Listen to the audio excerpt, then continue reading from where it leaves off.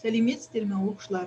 Сабақтың тақырыбы механикалық энергия, кинетикалық энергия және потенциалдық энергия.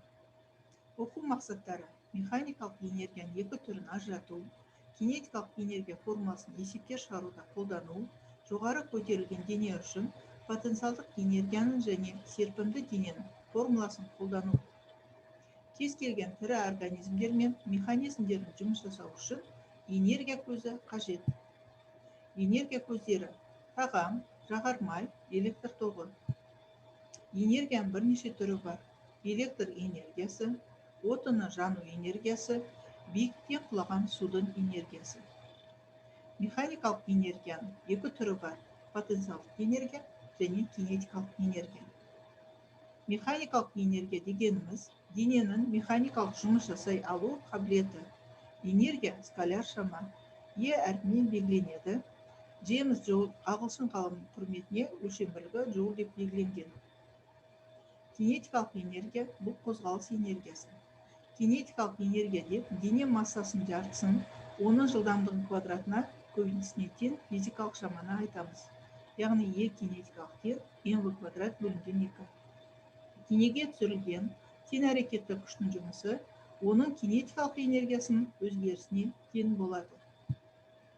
Потенциалдық энергия: дене қозғалысының траекториясына тәуелсіз, тек дененің бастапқы және соңғы орнымен анықталатын күштердің жұмысы ғана потенциалдық энергия туралы түсінік бере алады. Мұндай күштерді консервативті күштер деп атайды. Консервативті күштердің жұмысы тұйықталған траекторияда нөлге тең. Бұл төмендегі сурет арқылы түсінікті. Консервативті күштерге ауырлық және серпімдік күштері жатады. Осы күштердің атқаратын жұмысы потенциалдық энергия туралы түсінік бере алады. Жер бетінен жоғары көтерілген дененің потенциалдық энергиясы. Е потенциалдық тең mgh. М деп отырған дененің массасы, G еркін су, H дененің көтерілген биіктігі. Ауырлық күштің атқаратын жұмысы кері таңбамен алынған дененің потенциалдық энергиясының өзгерісіне тең болады. Деформацияланған дененің потенциалдық энергиясы. Серпімді деформацияланған дененің потенциалдық энергиясы денені құрап тұрған бөлшектердің бір-бірімен серпімді күштері арқылы әсерлесу энергиясы. P потенциалдық тең kx квадрат бөлінген 2. К серпеннің қатандығы, X деформация. Серпімді күштерінің атқаратын жұмысы кері таңбамен алынған серіппенің потенциалдық энергиясының өзгерісіне тең. Енді потенциалдық және кинетикалық энергияға байланысты бейне жазбаны тамашалайық. Энергияның екі түрі бар: кинетикалық және потенциалдық. Потенциалдық энергия деп әртүрлі денелердің немесе бір дене бөліктерінің өзара орналасуы бойынша анықталатын энергияны айтады.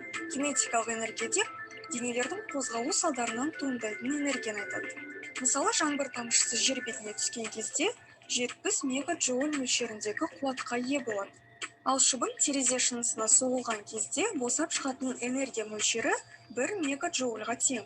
Тұңғыс метеориті түскен кездегі босап шыққан энергия 10 миллион найзағай бөліп шығаратын энергия мөлшерімен теңеседі.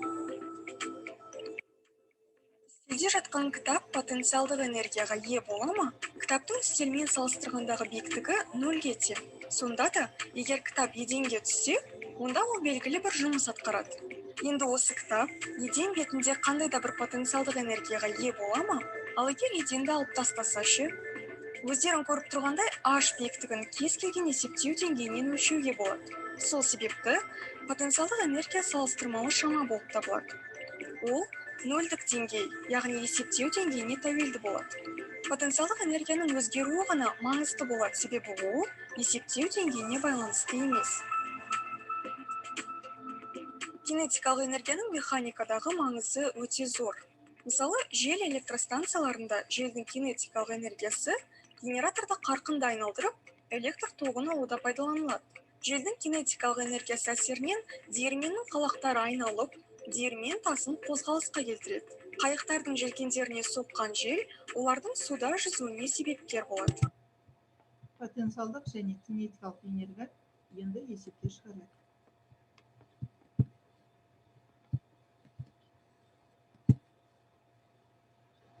Массасы 4 килограмм кірпіш жер бетінен 5 метр биіктікте жатыр. Кірпіштің потенциалдық энергиясын табыңдар. Берілгені массасы 4 килограмм, биіктігі 5 метр. Потенциалдық энергияны табамыз. Кірпіштің потенциалдық энергиясының формуласы E потенциалдық тең mgh. Физикалық шамалардың сандық мәнін қойып есептейік. Сонда потенциалдық энергиямыз 200 жолға тең болады.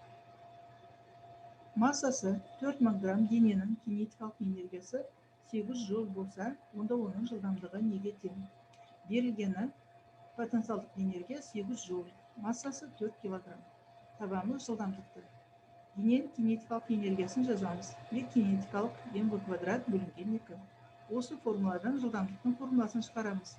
V тең түбірасты 2E кинетикалық бөлінген масса. Физикалық шамалардың сандық мәнін қойып есептейік. Жылдамдықтың мәні 20 метр бөлінген секунд болады. Енді шығарылған есептерге қарап, мына тапсырмаға берілген есептерді шығарамыз.